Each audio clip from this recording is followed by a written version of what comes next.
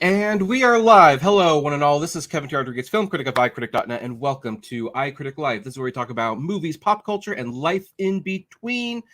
And we are doing the special that everybody loves to watch every year. This is the top 10 worst films of 2022.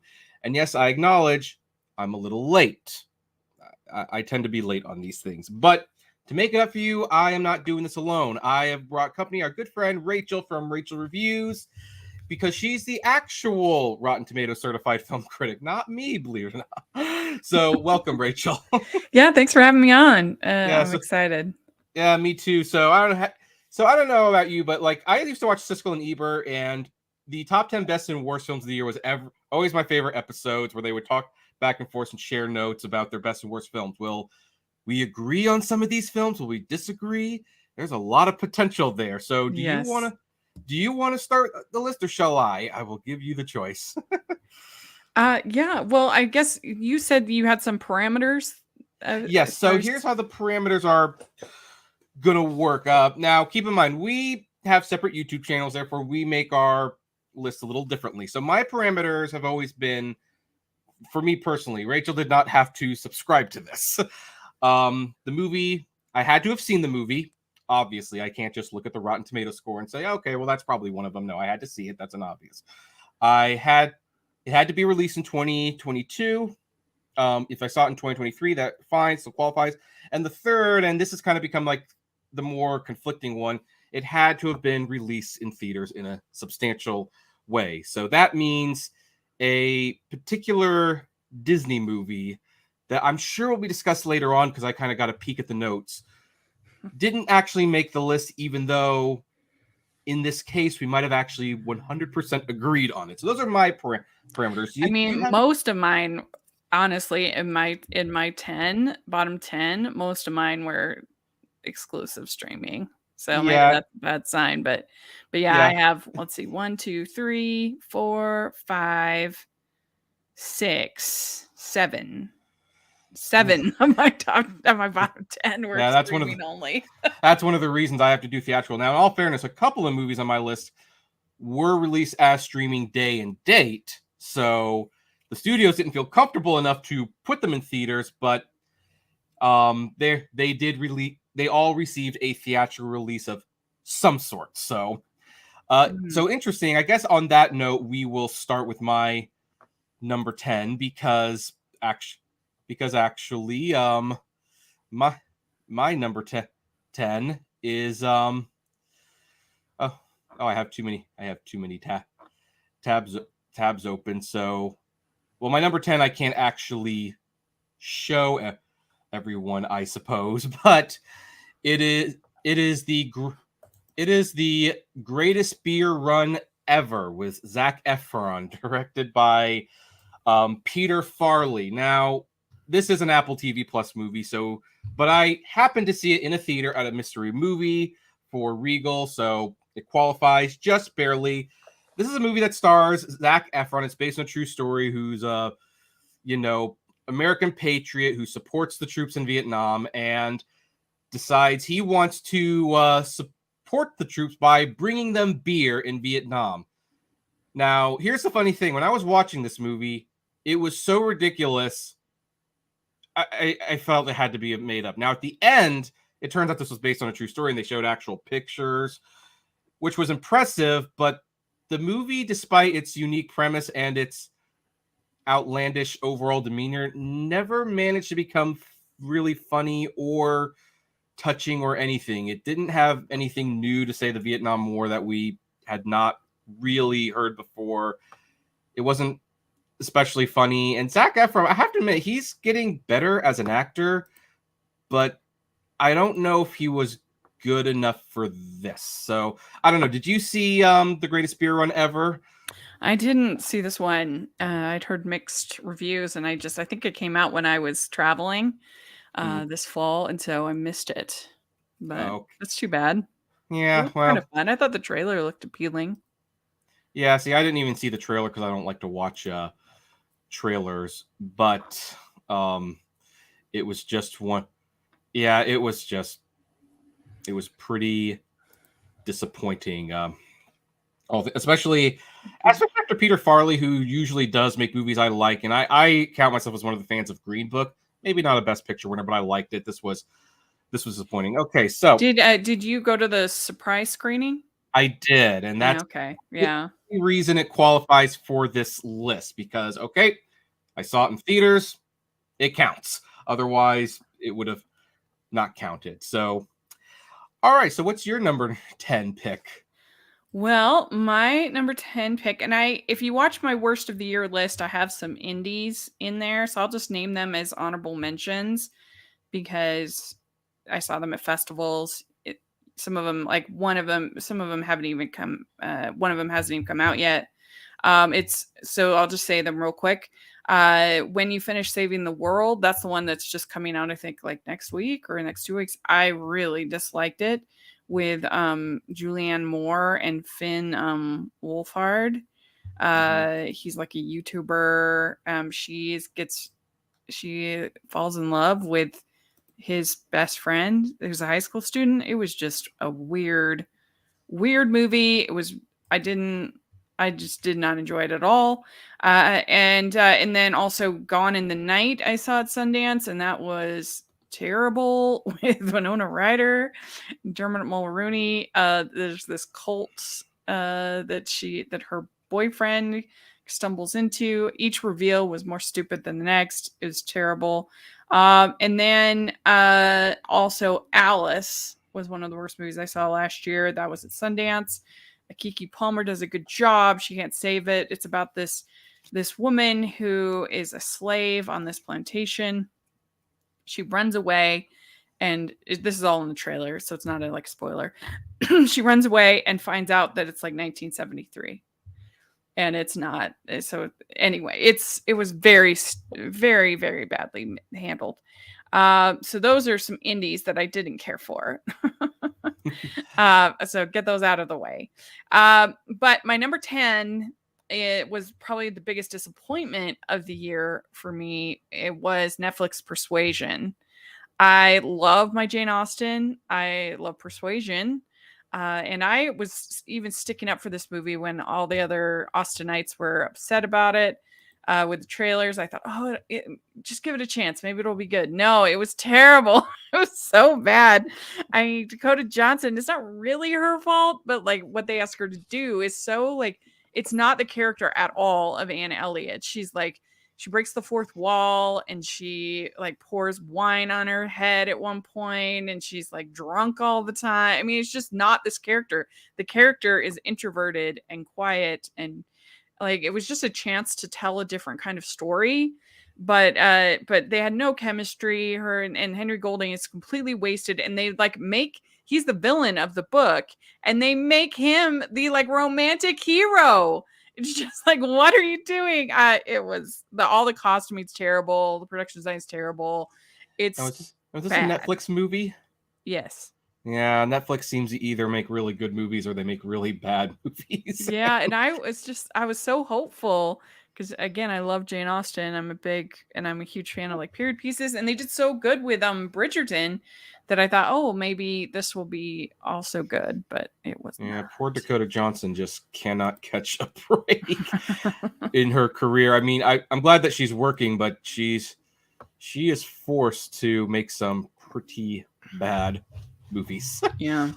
All right. So my number 9 pick, this is definitely one that people have heard of, is Black Adam with Dwayne The Rock Johnson. And it should be pretty obvious why this one's on the list, folks. I mean, look, I'm not a DC hater. I know some people will say that. And just to be clear, I am kind of neutral to all superhero movies. I think we have too many in general.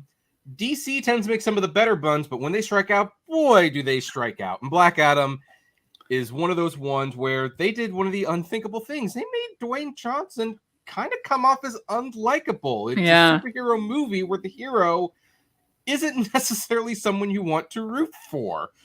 And I just couldn't really understand how, with his producing skills and everything, it got to this point. Now, I know there's a lot of controversy about how it's tragic that they brought Henry Cavill back as Superman basically to drop him again.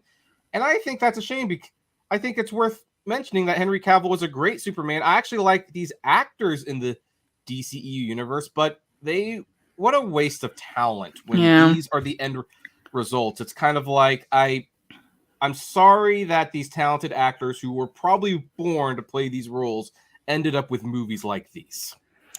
Yeah, no, I agree. It's not on my bottom 10, but I didn't go fresh on it, that's for sure. I thought that they managed to sap out all of The Rock's charisma. I mean, you watch his Instagram feed is way more entertaining than watching Black Adam. Right, although some might argue that if you're time conscious, it might take less time to watch Black Adam, but still, there's also better ways to, if you want to be entertained. He's a really charismatic guy. Oh, he's yeah. really charming, and like I said, you watch his Instagram, you will see that, and there was just none of that. He was so like stiff and bland and just not charismatic at all. And everything, like the whole cast, I love Sari Sahi. I love her. I love Pierce Brosnan was surprisingly good. I mean, I love I even like the boy. I don't remember his name, but like the kid can usually be the most annoying part, and it's like, no, he was actually good. And then it was especially confounding because Dwayne Johnson likes to have a hands-on role when he makes movies. That's one of the reasons why he's not doing Fast and Furious, because he conflicts with Vin Diesel's more laid-back attitude. And he was super passionate about Black Adam, and that's even more confusing. Like, how was he so passionate about Black Adam? He put so much time and energy into it, and this was what he was excited about? Yeah, I mean, and Noah Centineo, he's super charming. I mean, they have this great cast, and it was just, it was so self-serious. It was so, like, trying to be epic that it just failed. Yeah. So anyway, that's Black Adam. And since they're not making a sequel, I guess we can forget about it forever. Yeah. All right, so now the number 8 film on your list. What is yours? Well, no, I've only done one. You've only done one? Oh, you've only done one? I had the honorable mentions. Oh, okay. Yeah. Oh, so you're number 9. Oh, you're right. I missed the number. You're right. Sorry. My number 9 is an unpopular opinion. Most people seem to really enjoy this, but I did not like The Glass Onion. I liked Knives Out. I thought Knives Out was like a tight little mystery story. It's kind of like Clue, where you have each of the people in the house. In this one, I felt like it was so exposition heavy. Every scene was a character explaining what's supposed to be important, and you didn't even have Blanc solving the case at the end. It was like he was gone for long stretches, and it's Janelle Monáe's character that's solving, which I thought was such a strange choice for our mystery series. And I just found all the characters annoying. I didn't like I thought everything was obvious. I thought it was a real miss, and everybody else seems to love it. So what do you know? Yeah. Well, count me in as someone who does love this movie. Not enough to put it in the top 10 best films of the year list. I gave it 3.5 stars. I mean, I do think some people have said like, oh, it's one of the best films of the year. It's like, don't watch a lot of movies each year, do you? I mean, a lot of people just really loved it. I found it excessively annoying, and I felt like it felt so long, and just again, one scene of exposition after another. I don't know. I didn't like it. Well, I did like it. I mean, I don't mind the characters are not likable, because in murder mysteries, it's not that they weren't likable, it's that they were annoying to me. What? I thought that Edward Norton's character was annoying. I thought Kate Hudson's character was annoying. They're all villains. I mean, it's one of those. Yes, but not in an entertaining way. To me, they were all just. I thought it was trying too hard to like. It looked like they were just having a ball. I hear that. I felt like I was watching somebody's vacation, and I don't know. I just didn't like it. Well, I know you're going that one. Like, I mean, because I see Adam Sandler movies, and it sounds like I'm watching his Vacation. I'm telling you, I'd much rather watch this Vacation than some of Adam Sandler's Vacation. That's the one thing I will bar. agree with you is that it wasn't really much of a mystery. It was pretty obvious from the get-go who the killer was. But it almost kind of felt like one of those reverse mysteries where it's like, okay, you kind of know who the person is, but you just don't know how they did it or how they get Yeah, caught. And but that's I didn't feel like they did a good job of showing Blanc solving the case. Like I said, he was off screen for long portions, and I had a feeling like maybe they didn't have Daniel Craig for that long. Like he only had him for a couple of days, because I felt that that was very strange. Like, this is his series. Why isn't he solving the case? And well, they did show him like walking around, but you don't see him picking up the clues and things. yeah, So you that was, don't. but I don't but know. at the same time though, they did have little things like a little spoiler territory. Like I figured it out because of the the beer or the vodka glass exchange thing. That's when, so they still put Yeah, some clues in there for the audience. It just wasn't, but I think it was mainly the dialogue, the fun. I think it was Edward Norton's eccentric personality. I think people also really like that Edward Norton like did an Elon Musk performance when the guy became so well known for taking away everyone's favorite toy, Twitter, and going nuts with it. One thing I think we will agree on, though, whether you liked it or not, Netflix was really, really stupid to not give this a full theatrical run. I mean, a week, I guess that's improvement, but it's like they left so much money on the table by dumping it straight to Netflix. And I mean, I think we can agree that that was just probably not a wise business move. yeah. I mean, I guess if they really got enough new subscribers, because people, oh, I can't see it any other way, but I got to subscribe to the service. That would be their argument. They would say, well, we didn't want to have it in theaters too long because the people are going to see it and not subscribe. But then it doesn't make sense, because if they spend over $600 million in theaters, which is what the first one made, $500 million, it's like, well, then who cares? You paid for 2 movies. But yeah, I mean, I guess I would be curious to see the subscriber numbers. Of course, they don't make those public, but right, to know how that did. Netflix's whole model has never made sense to me. I mean, It's always felt like a Ponzi scheme to me. But I'm sure Netflix will not be the only movie that we talk about. So Glass Onion actually seemed to get an upgrade from 12 to 9. How interesting. All right, so my number 8 film is Thor: Love and Thunder, and this was especially disappointing because I really like Taika Waititi. I have largely enjoyed the Thor movies. I think the first Thor movie by Kenneth Branagh is actually one of the more underrated Marvel movies, and I really liked Ragnarok. I thought that Waititi brought a really fresh spin on it, but this just seems like it's going backwards. Like after watching this character for years and watching him become like a confident leader and going through some demons and coming out a better person, it seems weird to have him be like this almost stoner character. Like it was a really strange choice. And then talk about how we talked about Black Adam, where we didn't really root for the hero. Well, the interesting thing is, like in this movie, Christian Bale plays the villain, and he's upset because the gods basically don't do anything. And all you see are lazy, apathetic gods who don't do anything and don't better humanity in any way.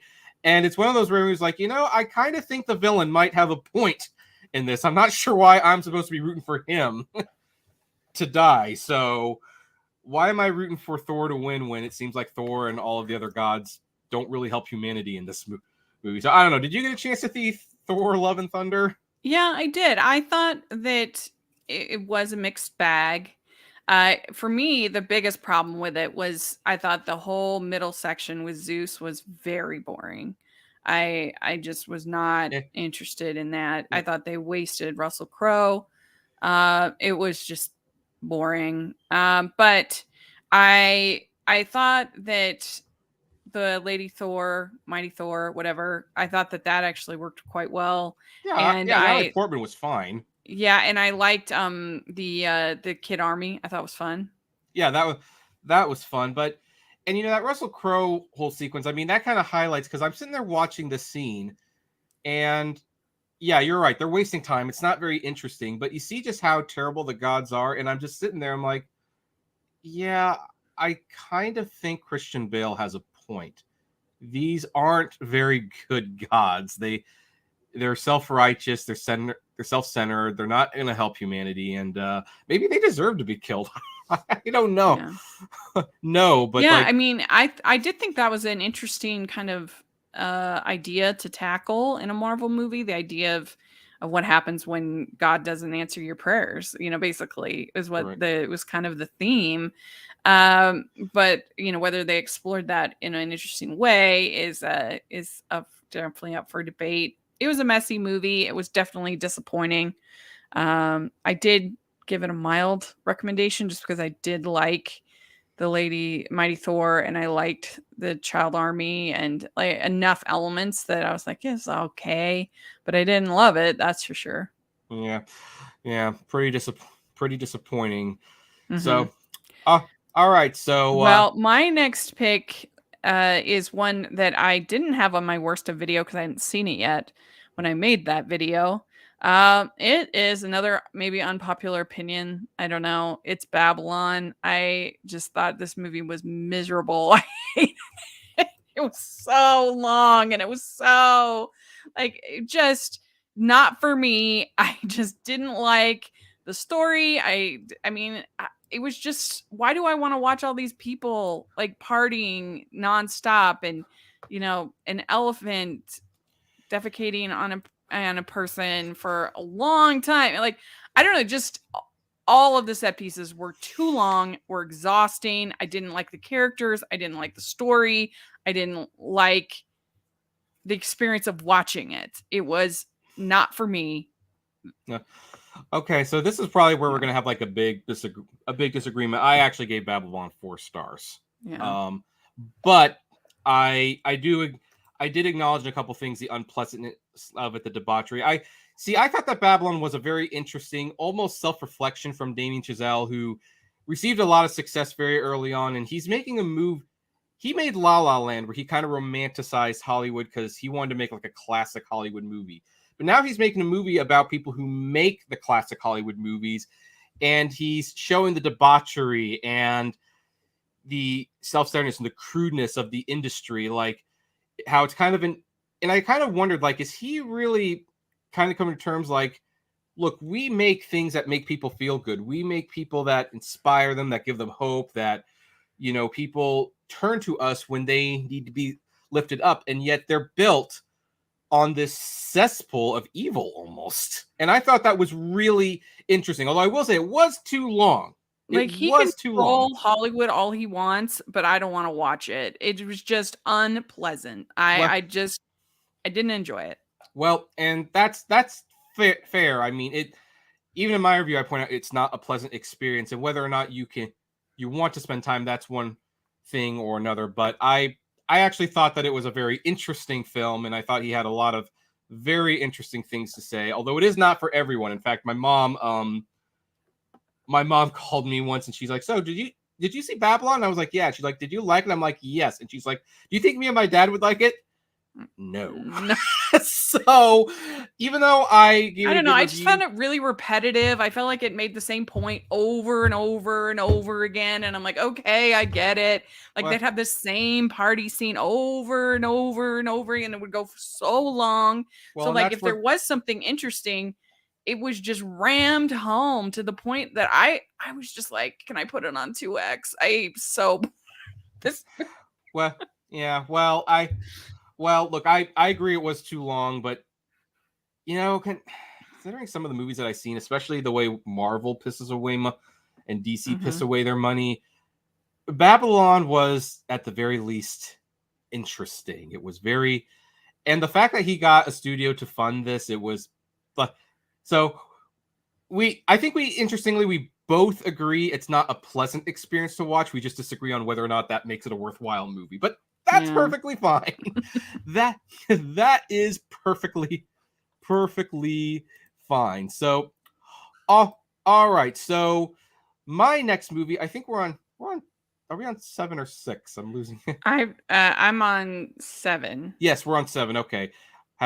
here have my notes here. You'd think I'd look at them more often. So my number 7 is a movie that I actually really feel bad for putting on here because, you know, this movie spent years in development hell, and there was some serious concern on whether or not it was ever even going to be released. And kudos to them, they got it released. But Paws of Fury, The Legend of Hank, it was just, I mean, so this is a spoof of Blazing Saddles and with cats and dogs. And, you know, I love Mel Brooks. I love Blazing Saddles. This is not much of a tribute. Originally, the movie was actually called Blazing Samurai. Mm-hmm. And I don't know why it wasn't still called Blazing Samurai, to be honest. But it was just so disappointing, I think, after years of this being in development hell. And, like, they really thought that they were making a classic family film. And it was just way too average to have been worth this much trouble. See, I had the opposite experience with this one. I had extremely low expectations. I was expecting it to be totally terrible, and the fact that it was just kind of like fine, I was like, oh wow, okay. I mean, I'm so happy for them that they finally got to release their movie. I mean, yeah. I feel like I had been hearing about Blazing Samurai since I started my channel in like 2016. It's been a while. I mean, it has been so long that I've heard about this movie. And so I didn't hate it. It was just average, but I was happy for them that they got it out. Yeah, and I do want to make it clear, like, I would still rather an average or bad movie get finished and released than scrapped for a tax write-off. Right. Yeah. Yep. Yeah, all right. So, that's true. So what's your number 7 pick? My number 7 is another streaming movie. It's Cheaper by the Dozen. I really love the book, the original book, and it was made into a movie with, it was made accurately in the 1950s, and I love that movie. And then the Steve Martin movies, those were just name only. It really didn't have anything except for the 12 kids. It didn't have anything to do with the book. But because the book is a memoir about the Gilbreths, Lillian and Frank Gilbreth, who were motion study experts, and they would go into factories and figure out how they could do it faster and everything. And it's just a really fun book. And that's fine. I don't expect them to make that book in this Cheaper by the Dozen, but I expect the script to be better than this. I mean, it made the Steve Martin ones look great, and they're not great. Every time it tried to be modern, I hate to use the word woke, but it really qualifies here. It just came off so badly. And like they spend probably half the movie with Zach Braff's character that's expanding his diner concept. I'm like, what? Why? Who thought this was going to be interesting or fun? And I really disliked it. I thought it was very bad. Yeah. Well, I didn't see this one. I liked but didn't love the Steve Martin movie. And the fact that it went to Disney Plus instead of theaters, like that kind of more or less said all that I needed to know. So it was disappointing for me because, like I said, I love the book so much. Yeah. Well, I was hoping it would be decent. Well, I guess I know not to watch that one. All right. So for my number 6 pick, and we are going to be picking on Netflix again. And it's Blonde by Andrew Dominic. Now, I do want to give some credit to Blonde. And first of all, it was, strictly speaking, this is the most well-made film on the top 10 worst films of the year list. Like what they did with like the colors, the aspect ratios, the camera angles, and makeup, it was phenomenal. Ana de Maris was excellent as Marilyn Monroe. This movie, it seemed like there was a good movie on the edge somewhere. And I also give Netflix kudos for basically trying to bring back the viability of the NC-17 rating. I always give people credit when they do that. Oh, what do you know? My wife is in the chat. Hi, Sugar Plum. But at the end of the day, it kind of felt like Bohemian Rhapsody. It's like, okay, you're going through the highlights of Marilyn Monroe's career, but you're not really explaining why these roles are important, why these events were super significant. And then the longer it went on, the more it was like, it almost felt like it was getting like a sick pleasure out of like tormenting Monroe. Like so it kind of, it was one of those like, you know, and it's kind of interesting because I just like praised Babylon, even though that was an unpleasant experience. But, you know, that was an unpleasant experience that seemed to be saying something. I wasn't really sure what Blonde was trying to say. Yeah. So I didn't don't know. see this one because of the rating and the content. But yeah, I've heard that from a lot of people that it was really exploitative. Yeah, it is. So now now I can pretty much say you're not missing a whole lot. Yeah. All right. So what's your number 6 pick? My next one is I don't think it got any. I think it was straight to Disney Plus, but it's their latest Disney nature film, Polar Bear. And normally I am like pretty supportive of Disney nature and the documentaries, but this one was terrible. They, you know, they always try to anthropomorphize the animals, right? And give them like a little story and be like, right. You know, Barry the chimp, you know, whatever. And you get the story. Well, this one, they did it in first person. So you have the polar bear talking and being like, this is the best day of my life. Like, what? Wow. And so, yeah, this is one of the worst of the Disney nature films. It might be the worst. I mean, there's one with Meryl Streep as the narrator that's about bugs and butterflies. That one's pretty boring. This one, this one is just really cringy. Every choice they made. I mean, it's beautiful to look at the footage or whatever, but yeah, well, of course, it's Disney nature and you like the animals, of course. So I didn't see this one, but yeah, the Disney nature movies make it first person was so bad. Yeah, that's the thing with the Disney nature movies.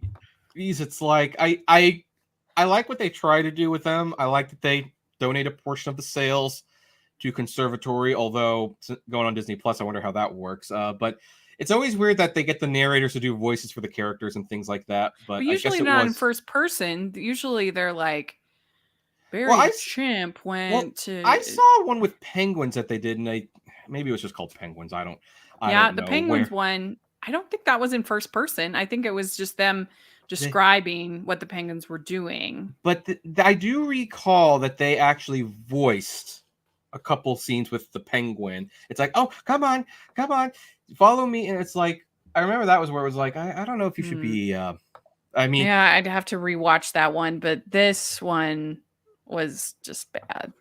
It was not good. All right. Well, another streaming movie that we can just plain forget exists. All right. So my number 5 pick, the Marvel hate train continues. It's Doctor Strange in the Multiverse of Madness. And, you know, so I had like a few issues with this one, although I'll start with a positive. Aside from Avatar 2, this still makes a strong case for having 3D in movies, because the 3D experience was just excellent. But this was kind of when I was watching this, I was kind of having the same feeling I was having with Chip and Dale, although I enjoyed Chip and Dale a little bit more, is that I'm tired of watching movies where the excitement and the emotion seem to be coming from, do you recognize this? Do you recognize this? Do you recognize that person? So I kind of feel like these movies are starting to cop out, like, oh, we're going to reference other things you've seen, particularly in this universe, and we're going to make you have a reaction. Meanwhile, the story itself is all over the place. It's not really going anywhere. It's not even really a sequel to Doctor Strange, which is, forgive the pun, really strange. I kind of felt like this thing just basically went in circles for 2 hours. It didn't follow up on anything. It didn't do anything really. It just had like a little post credits with Charlize Theron to introduce her character. But I mean, look, there was some visually interesting stuff in it, especially when they're going through all the multiverses with the animation, but I just thought it was a mess. Yeah, I liked this movie. It wasn't like in my favorite of the year or anything. I liked what they did with Scarlet Witch, and to me, it seemed like a natural follow up to WandaVision. I mean, it was more of a sequel to WandaVision than it really was Well, to Doctor Strange. I think that's well, fair. yeah, but Um, why don't they make a WandaVision movie then? I mean, that's basically what they did. They just Yeah. called Doctor Strange. But I liked people that were like, "Oh, that doesn't make any sense for her character." I was like, "What?" Oh It's no, no, no, no, exactly no. what I expected from her character. Oh no, like her character arc made sense. It Yeah. really did. It really did. I was just kind of like, what's this have to do with the first Doctor Strange? And then, um, I mean, you're right. Maybe if it was like a WandaVision movie and maybe they put more focus on her, that would have been one thing. But they spend so much time with Doctor Strange and he's not doing much of anything except I don't know. I feel realm like they hopping. spent a lot of time on Scarlet Witch, but I liked that you really saw Sam Raimi in this movie. I liked that, things like the zombie uh portion, that was really creative. And um the I don't know, I was entertained enough by the multiverse, and I liked what's her name, the girl, the teenager, she was good.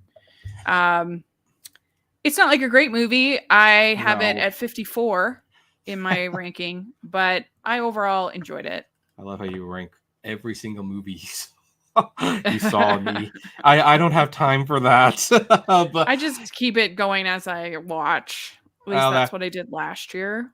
that that makes that makes sense. But yeah, no, well, I'm glad you Hmm. like it. I was just like thoroughly confused. Like I think I started to lose it when they went to the council and it was like, oh, you can see Xavier, and it's like, oh, it's that guy from A Quiet Places, um as Mr. Fantastic, and then they even had like that other guy from Inhumans make an appearance. And everyone cheered. It's like, oh yeah, we're cheering for this guy from the show that nobody watched because everyone hated it.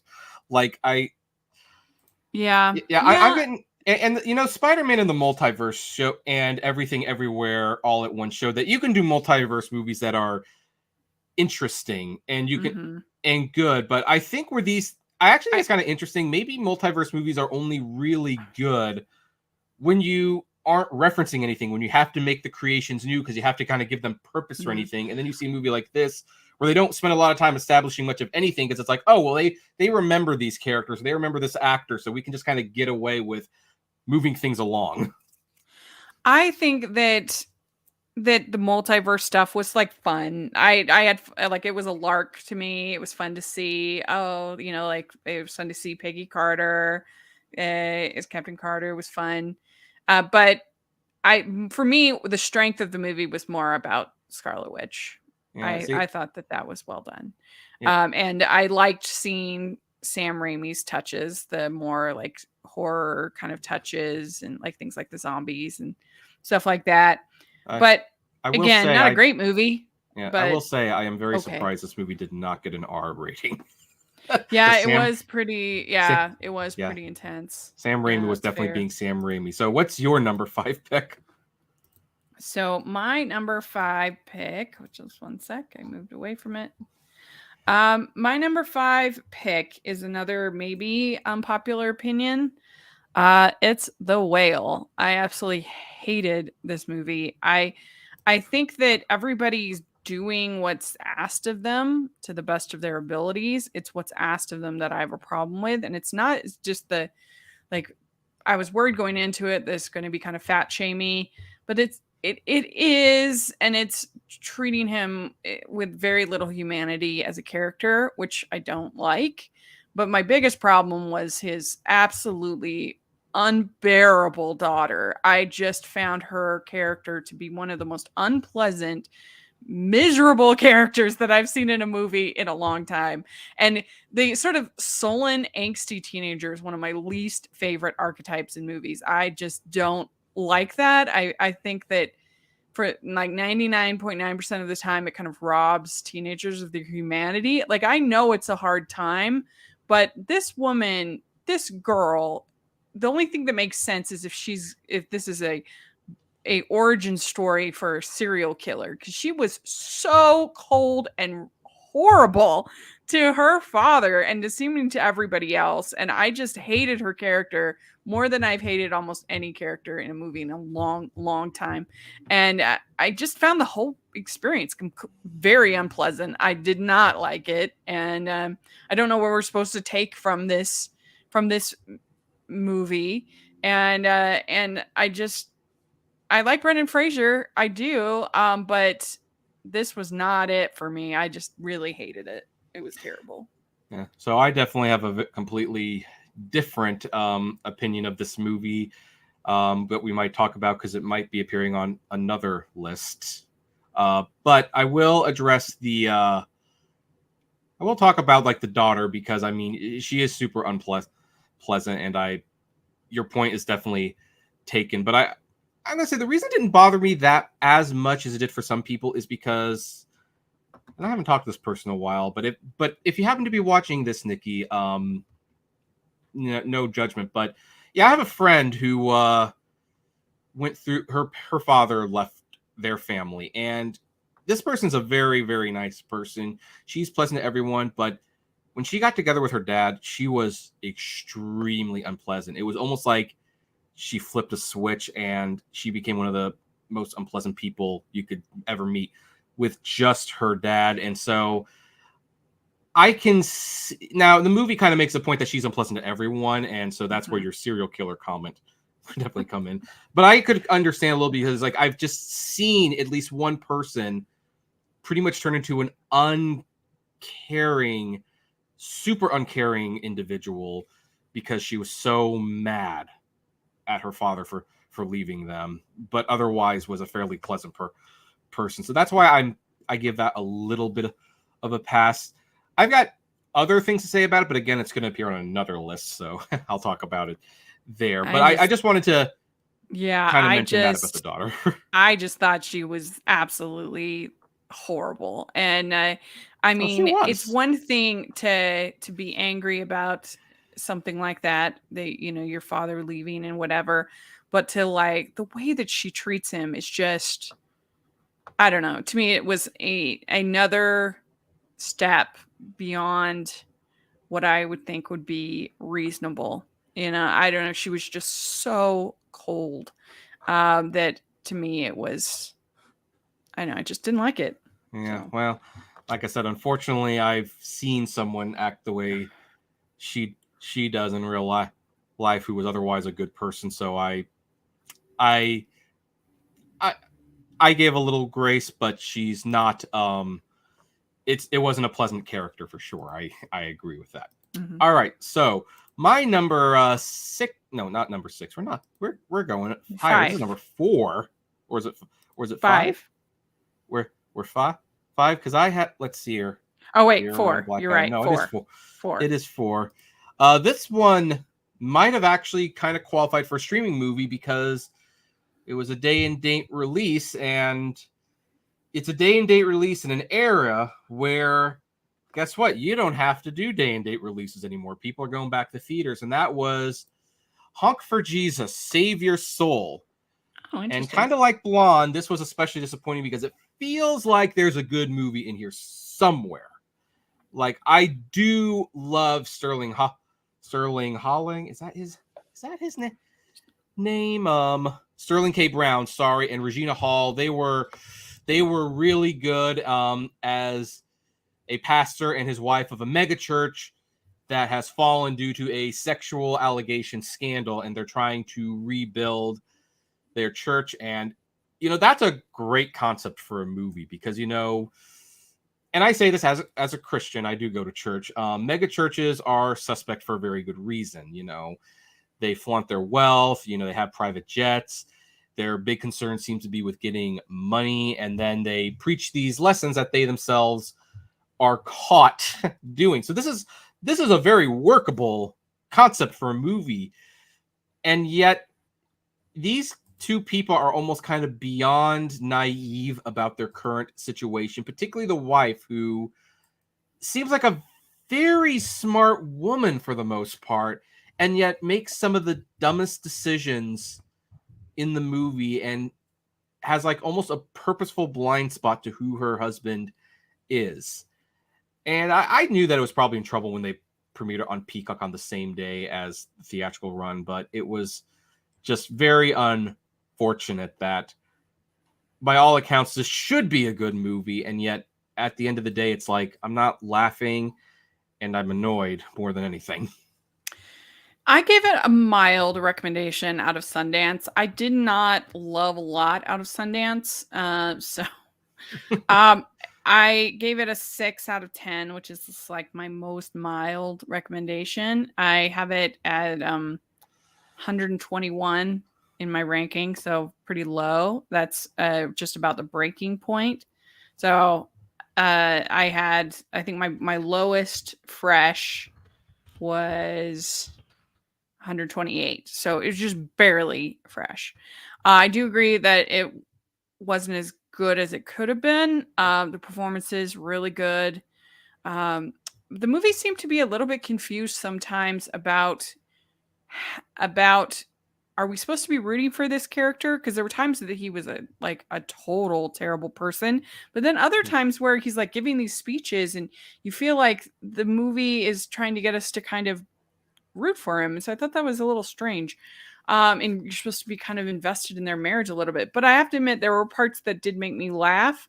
The whole praise mime, I didn't even know that was a thing. That was funny to me.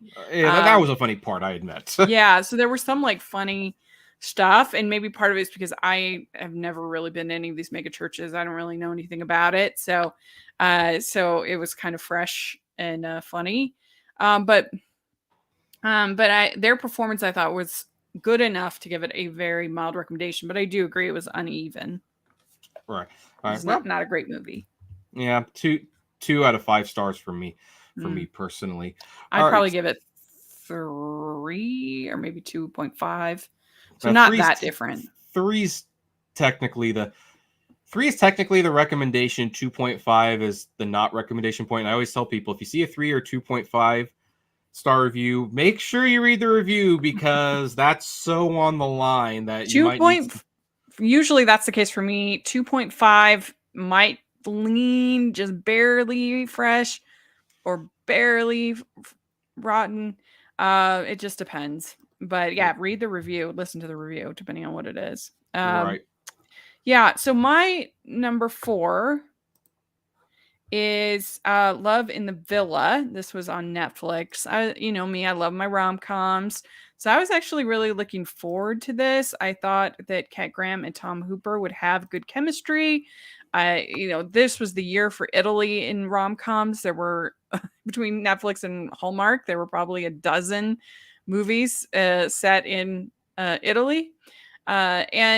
This woman, she like loves Romeo and Juliet, and she goes over to Verona, and she ends up getting double booked into this place with this guy. And they spend the first 30 minutes or so of the movie playing pranks on each other. And like her pranks could kill him. Like he is very allergic, and she puts all these cats around him, and like it gets really mean, and it's just not funny. And then you're supposed to buy that then they fall for each other, and you couldn't. Like she had literally almost killed him like minutes before. So this was a very bad rom-com, and I like both of the leads a lot. So I was very disappointed in it. Well, I didn't see this one, and based on what you said, I have no intention of seeing this one. So we will just move on to my number 3 pick, and this was especially disappointing because I was hoping this would be great. I was really hoping it'd be great. It was Don't Worry, Darling by Olivia Wilde. This movie has like really just one problem, but it's unfortunately a very, very persistent problem. This is a movie that thinks that it is interesting to keep an audience guessing for an hour and a half about what's going on, when from the first 5 minutes, we all know something is not right. with the world. And then it just meanders for a long time without really delving into what it is we're watching. I mean, okay, you talk about how with like Glass Onion, how it's like it frustrated you because it's like, okay, I know who the killer is, so therefore this isn't a mystery. Now I'm just bored as I have to focus on everything else. So I guess it's just kind of my reaction to this movie, because it's like, yeah, spoiler alert, I know the world is not real. I've seen movies like this. I know this is not a real world, and yet it was shockingly slow on unveiling what was going on. We didn't really find out what was going on with this thing until the last 30 minutes.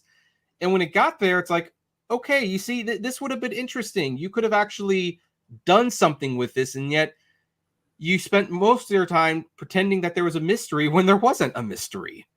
Otherwise, it could have been good. Like, it was beautifully shot. I love the actors, even Harry Styles, I hate to admit. I thought that he had a lot of charisma. People were really critical of him, but I thought he was good. I liked him. Yeah, he was good. Yeah, he was good. There no complaints there. And Florence Pugh was really good. I mean, the thing is, and they could have like really explored things. Like once they found out what this world was and why it existed, they could have started like asking like some real moral questions. Like, obviously, is it right to do this? It's probably not. But then what about the people who were like enjoying their life, and then they find out what the world is, and it's like, but you were enjoying the life, so where do you think now? Do you want to give up this good life to go?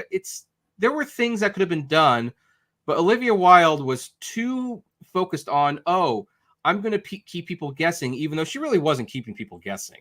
I think everybody within 10 minutes knew that something was off about the world. We just didn't know what it was. And by failing to really adequately address it in any meaningful way until well after the hour mark was fatal, in my opinion. It was definitely a mixed bag. I did give it a mild recommendation, one of my very mild ones, because I thought that the parts were interesting. And my friend and I, after we saw it, we had like a really long conversation about all the different things, that different scenes and what they were trying to say. To be perfectly frank, I haven't thought about it again since. So maybe, maybe it's really not that. But I enjoyed watching it, and I thought that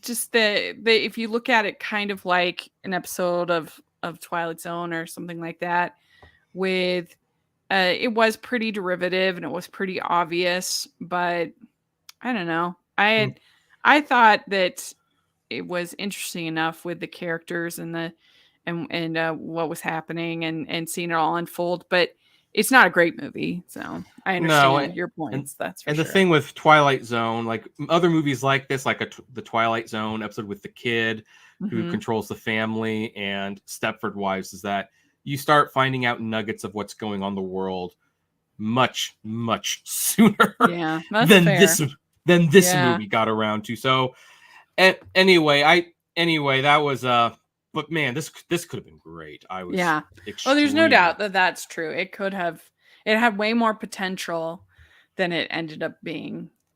Yeah. All right, so what's your number 3 pick? My number 3 is another one that's unpopular opinion. People seem to really enjoy this movie. I did not. It's Dog. The dog is cute. I understand that. I get that. But the humor was so bad in this movie. I thought it was just like terrible. I kept watching him thinking, who is this movie made for? I mean, there's like this long sequence where they're going to be in a threesome with these hippies, and I guess that could be funny, but to me it wasn't. And like really slapsticky sequences when they're in this hotel, things are really silly. I just thought that everything but the dog was not good, and everybody else seemed to really enjoy it. I did not. So I count myself as one of the people who enjoy it, but that said, I haven't thought about it since then. I don't intend to watch it again. It was one of those it was fun for what it was, but am I necessarily going to recommend it? No, not really. And now that you mentioned some of like the human things, it's like, yeah, it was some of those decisions were kind of weird. Like the It one was, and just the I did. attempts to humor, I thought totally failed. It was just, I don't know. It was weird. Yeah, I that wrote in threesome. my letterbox, I said, if you'd given me a million guesses for the contents of this film, hippie threesome would not have come up. Yeah.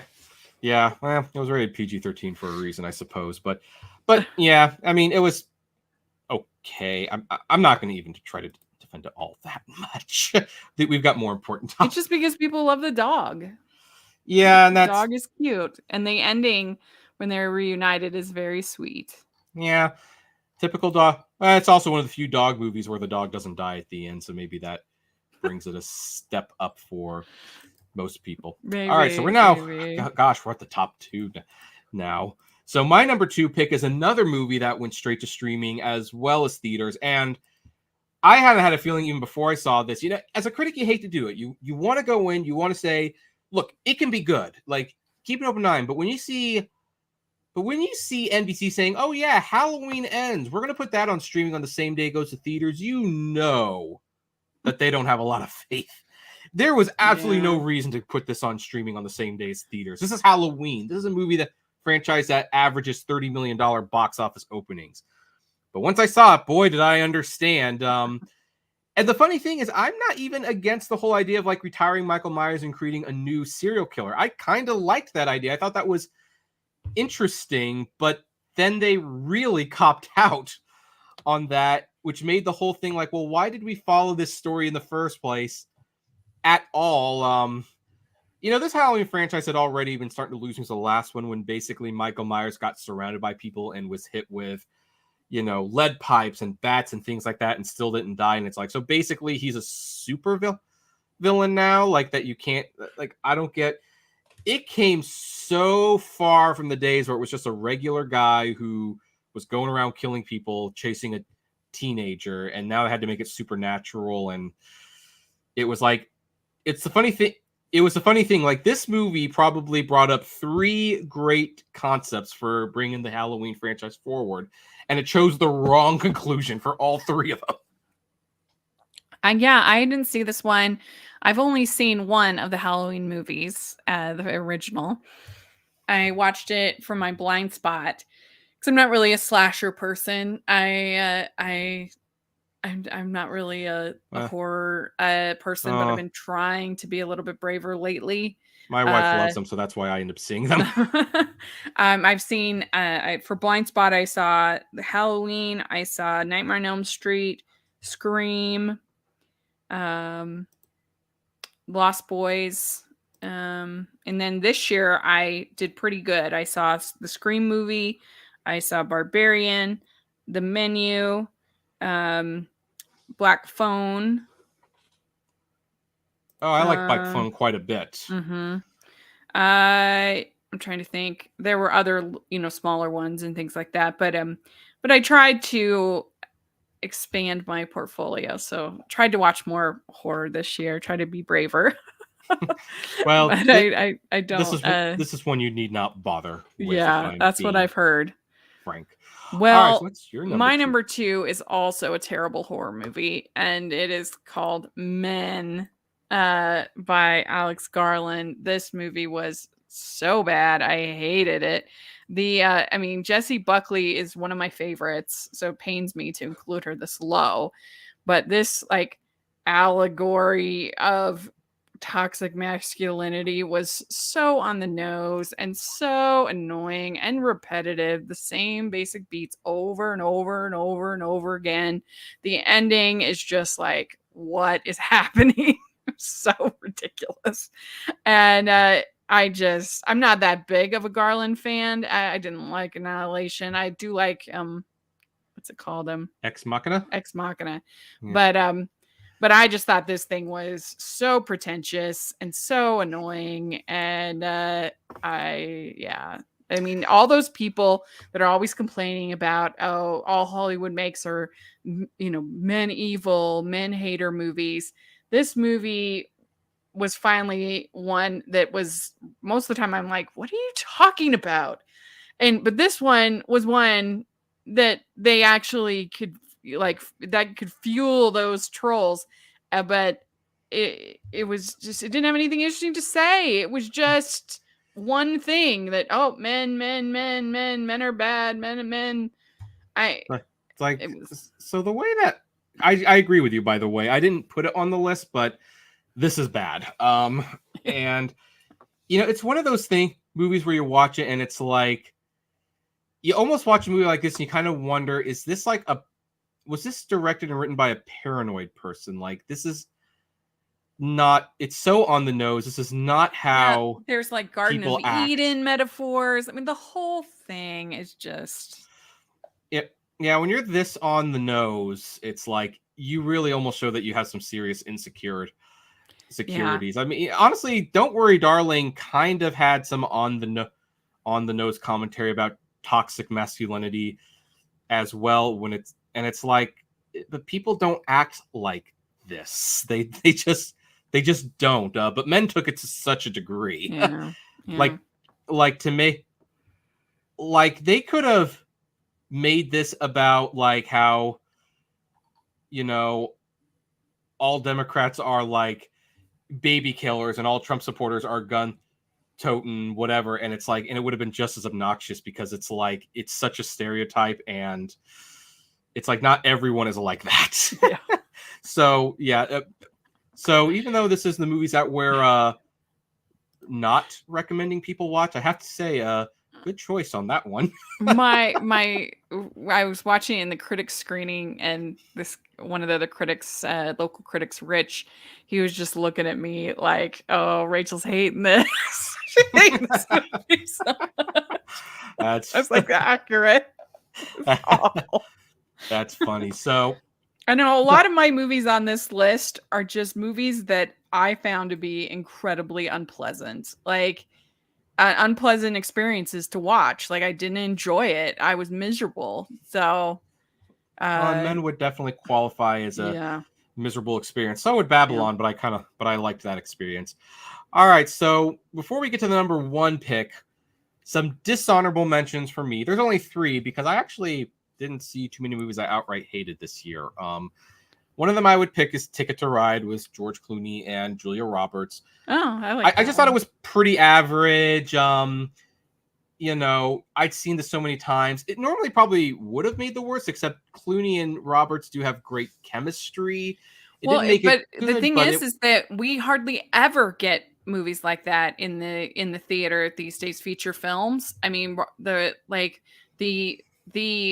romantic comedy was basically dead for about a decade. I mean, we'd get a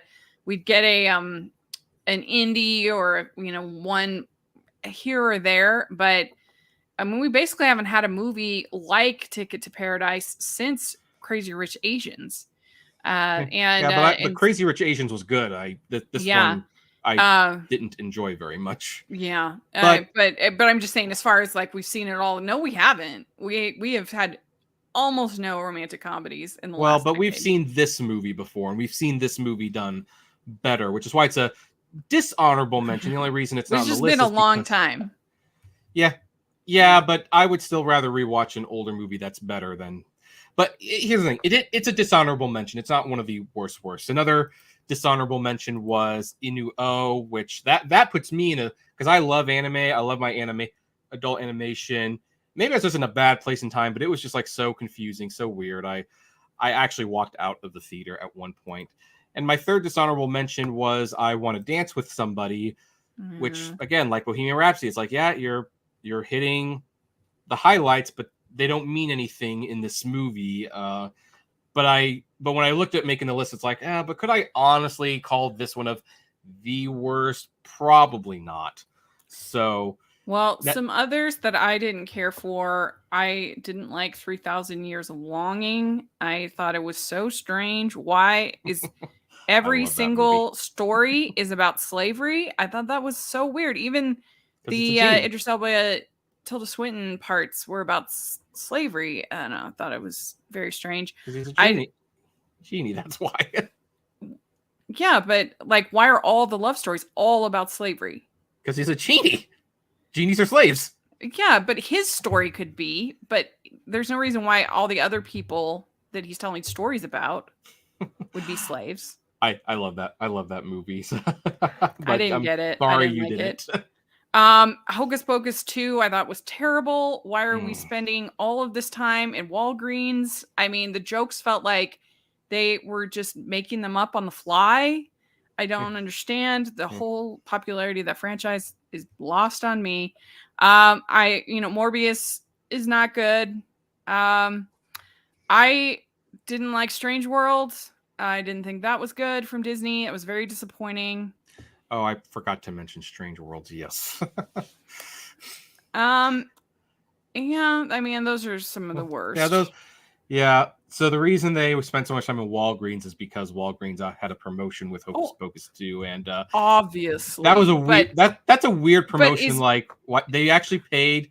Yeah, we want the witches to go to Walgreens and eat beauty products. Like obviously that's why, is because it was a promotional thing. But why is Disney so desperate for money that they have to have in like a major franchise that is like super this IP is all over Disney, the parks and everything, that they are that desperate for money that they are going to spend all of this time with them just like ambling around Walgreens? What?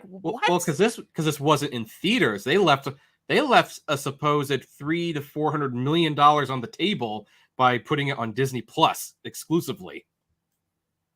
But they didn't do anything interesting with it. I was just like, what are we doing? Why are we here? Just like them. Hocus Pocus is not a great franchise. Unfortunately, my wife loves Hocus Pocus. It's one of her favorite movies, which means I am condemned to watching it every Halloween. I don't understand. I don't get it. I don't like it. And then I have another that I think is maybe your worst, but that I didn't enjoy. But yeah, they I just didn't like there's also Amsterdam that was disappointing. Yeah, well, I mean, disappointing movies, we can go down the list. I just listed movies that missed the list. I have to be honest, if the greatest beer run in the world is number 10, it was like, well, that was a really good year for movies then for me, because that was kind of more on the average than that. Well, so the worst film of the year, this is the big moment. Now, here's the thing. I think we came really close to agreeing. There was one movie that was a special kind of bad, and even though it wasn't in theaters, I really considered putting it there because it was a special kind of bad. But I am a stickler for the rules. It's like, well, let me just look over my notes one last time and think if there's like some other train wreck that could be comparable that was in theaters. And I found it, and it was Morbius. Oh, I thought you were going to say Jurassic World.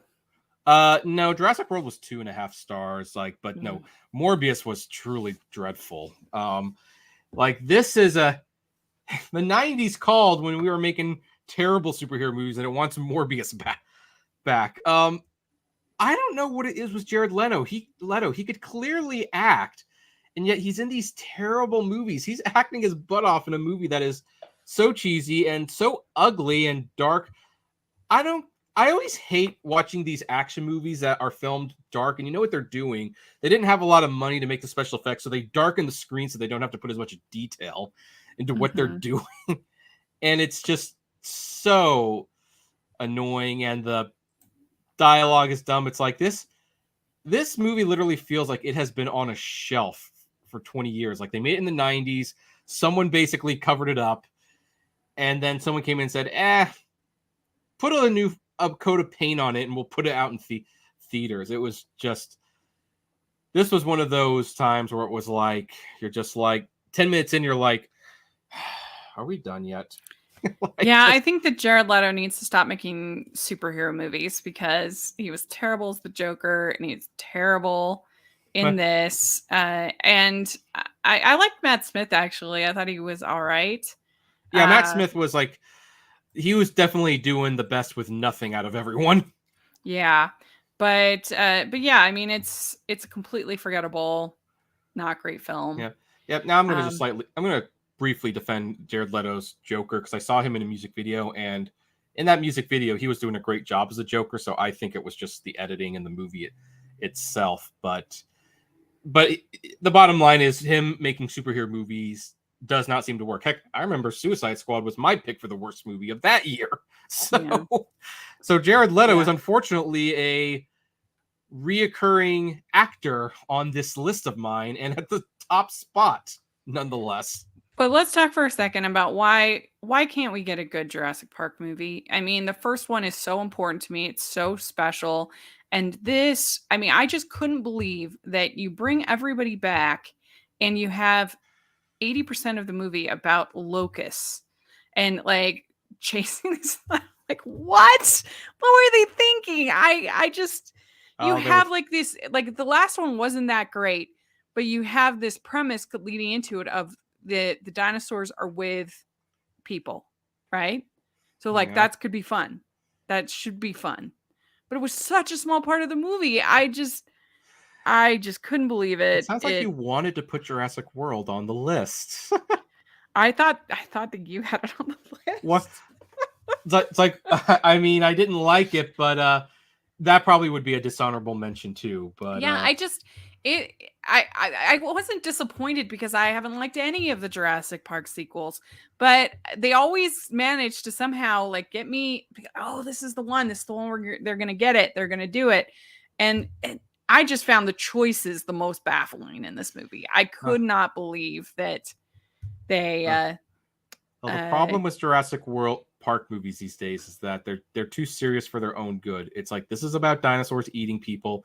It's not that complicated, but we have to talk about evolution. Yeah, I mean, but the original had something to say about man playing God. But you've done it. Maybe there was nowhere really for Jurassic Park to go because after that. If Steven Spielberg himself can't make a good sequel, then what chance does anyone else have? I guess. I just felt like they had such potential for it to be really fun with the dinosaurs in with people, and then it ends up being this locust movie. It was bizarre. But I have it 174 on my ranking. Yeah. That's very interesting that you thought it would be my worst pick. I did. Pick of the year. Well, again, there was something else I was considering, but it just didn't make the list because of a technicality. I think it's going to be on your list, though, as the worst film. So what is your worst film of the year? The worst is Robert Zemeckis' Pinocchio. I hated pretty much everything about this movie. It was so bad. I thought it looked terrible. I didn't like the character designs. I didn't like the animation. Everything looked washed out and really like white. And all of the attempts to be like meta were annoying and not funny. Having like that clock scene at the beginning was just cringy. I thought that Tom Hanks was really bad in the movie. I didn't like his voice and his performance, and it was just not good. And I didn't like all the changes that they made. I don't understand why you have Cynthia Erivo and you have her in for like 2 scenes when you could have used her a lot more. Well, in all fairness, the Blue Fairy was only in 2 scenes in the original movie, but I get what you're saying. Yeah, I mean, it was just bizarre. I mean, at least in the original movie, they have the Blue Fairy saving him from the Stromboli's cage. And in this, you have him saving himself with his nose, and he lies in order to save himself, and that was terrible. And well, that's how it was in the book. The book. That's why all the Pinocchio adaptations have that part in it, except for the Disney cartoon. Yeah, it was terrible. And then like Pleasure Island, I thought looked awful. The donkeys looked terrible. I just thought why is drinking root beer a bad thing? And root beer. What the heck are they doing? Disney's so sensitive about showing kids smoking and things like that. They should be embarrassed by it. And I think it's one of the worst movies that Disney has ever made as a studio. Yeah, and the thing, See, this was kind of why, like, when they said it was why did they change Monstro? I have no idea. You have Pinocchio water skiing. Like, what? So I don't necessarily mind if they're going to change things, because you have to change things sometimes. But yeah, this was pretty bad. This was a special kind of bad, where it was like, it seemed like every decision that was made wrong, and it's so disappointed that one changed a lot. It's very different from the Disney 1940 classic, but he goes to war in that one. There's a lot. He even has some of, like, the ending's kind of the same as this one, but like it was just executed with so much more like heart and finesse, and the animation's so much better. Yeah, there's like a character arc for the Pinocchio in that movie, unlike this one where Pinocchio seems to be like an unwitting player in his own story. So yeah, like, what the heck happened to Robert Zemeckis? Have this, and after Welcome to Marwen, it's like, yeah, I feel like there's this group of directors that have really struggled in the digital age. You've got your Tim Burtons, you've got Robert Zemeckis, Chris Columbus. Yeah, I wonder if these people, or these Reiner. Guys, I wonder if their problem is, it's like they like to work like with sets and stuff, and because of Hollywood, like, green screen everything, it's cheaper, even though in some ways it's really not. And so they're, because, like, I mean, Tom Hanks is basically standing alone. I mean, and it felt like he was standing alone. It didn't feel like he was acting with a sentient being. Right. So what do we expect when, like, the performance is kind of like, and he kind of seems aimless? Like, it's just, yeah. And then they had that scene where there's poop on the road, and I mean, the Chris Pine joke is certainly going to end well. What on earth? I, like, when I heard that, I was watching it early, so I couldn't say anything, but I was just like, no, they didn't. Yeah, that's how you don't modernize something. No, and I think one of the reasons, like, they call it Guillermo del Toro's Pinocchio is because they found out about this Disney movie, and they wanted people to no. This is Guillermo del Toro's Pinocchio. This is the one you're gonna like. I mean, that movie, it takes on themes of religion and fascism in a way that doesn't feel on the nose, and by grief. The way. Yeah, and grief, and what life means. It's like, it's an infinitely, I mean, that actually almost adds salt to the wound. Like, not only is this Disney Pinocchio terrible by every metric that you can think of, but then you have Netflix basically taking on the king of animation and making a movie that's so much better. It's like, well, doesn't that just rub salt in the on the wound? But I also sense that this would not be good because, again, it's premiered on Disney Plus as an original. And I mean, there's just something, it's like, look, if you think you can put this in theaters and make money, even if COVID's a thing, you're going to wait and you're going to put it in theaters. Basically, Disney sent all the stuff that they felt that they couldn't make money on. Yeah. And even though I think Turning Red, but it is a problem because people aren't going to want to sign up for Disney Plus if all they get is junk.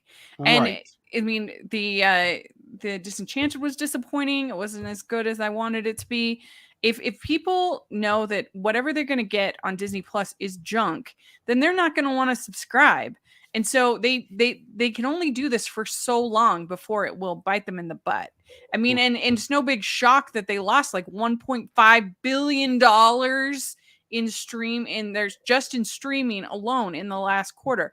So that's the whole reason that Chapek got ousted, was because of the streaming numbers. Right. Well, because they're spending millions of dollars on movies that don't draw a penny. Like, why did they? I mean, they had a really, really bad year in general at Disney, even when you expand it to like the 20th century films and things like that. There were a few that were good, but we did our 2022 ranking and it was rough. There were a lot of bad movies. Yeah. Well, Disney's main problem has actually been Disney Plus. Chapek put all of the eggs in the streaming basket, but there's and they actually do report their data, and there's nothing to really suggest that people subscribe to Disney Plus to watch these movies. I bet you Turning Red would have made a couple $100 million. I know Hocus Pocus 2 would have made a lot of money in theaters. I sense Pinocchio, even though we hated it, would have at least had a decent opening weekend because all of the Disney live action remakes, and it's it's just they have to, these streaming companies, they have to save some good stuff that's just for streaming so that people will sign up for the streaming services. But then that's again, why they do TV. That's why you do TV, and TV makes sense on streaming because if it's good, well, you've also got like 10 episodes, and that forces someone to subscribe for 2 months at least to watch the thing. Yeah, I mean, that's fair, but I don't know. I just think if you get known that the only movies that you have on your service are garbage, then then that's not good. No, so, like, if we know, oh, it's going straight to streaming, oh, it's going to be terrible, then that's a problem. It's a big problem for their service. Right. Even like Netflix, at least Netflix has some prestige movies that are, that okay, this is going to be good. I mean, they have a lot of garbage, but at least they have like Martin Scorsese's new movies coming out, on Netflix, things like that. Have The Power of the Dog, and even though you didn't like Glass Onion, a lot of people do. Yeah. People will go there for that. But I don't know a single person who liked Pinocchio. In fact, my best friend who put this in front of his kids. Keep in mind, these kids are like 8 and 6 and 5. These are the target demographic. Apparently, 25 minutes into the movie, one of the 5-year-olds looked at him and said, "Dad, this is boring." It's like, yeah, like, there's absolutely no reason to watch this when on Disney Plus there's the original. Watch that. Well, that's also adding insult to injury. Like, not only is it terrible on Disney Plus, but like the original's right there. So why? Although that kind of makes my point earlier about the Ticket to Ride, where it's like, well, yeah, but why watch the new thing that's not as good if you can watch the old thing that is better? Granted, Ticket to Ride is a masterpiece compared to Pinocchio. So Pinocchio. Pinocchio. I hope I never have to talk about it again. well, who knows? Things are strange. So anyway, that is our top 10 worst films of the year, and I guess the biggest thing to take away is don't watch Pinocchio or Morbius. Like, these are not even worth hate streams, if you will. So we did it so you don't have to, as they say. we watch it so you don't have to. But here's the good news, folks. There are good movies, even great movies that were released last year. And I don't know, Rachel, next week or the week after, would you like to talk about the best movies? Sure. Yeah. Sure. Let's on. Sure. Like, we got our revenge on the movies that took time from our lives. Here's one of the sad things. Here's one of the reasons I even bother to do these lists. These movies average 2 to 2.5 hours each. That's like, you could literally be talking about days of your life that are being sucked from these bad movies that you will never get back. Yeah. And that's why I love to like poo on them. I sharpen my knives and I warn people, please, life is too short to be watching movies like this. And so that's why we like doing it. But the next list, life is too short to not be watching those movies, and we will. Yes. So anyway, Rachel's reviews, she's on YouTube. She's a good friend. And once again, I am Kevin, film critic of iCritic.net, and this is iCritic Live. We will see you next time. Make sure to like, thanks comment. For having me on. No problem. Oh yeah, and by the way, folks, did you agree or disagree with any of them? Comment below, because we would love to hear them. Take care.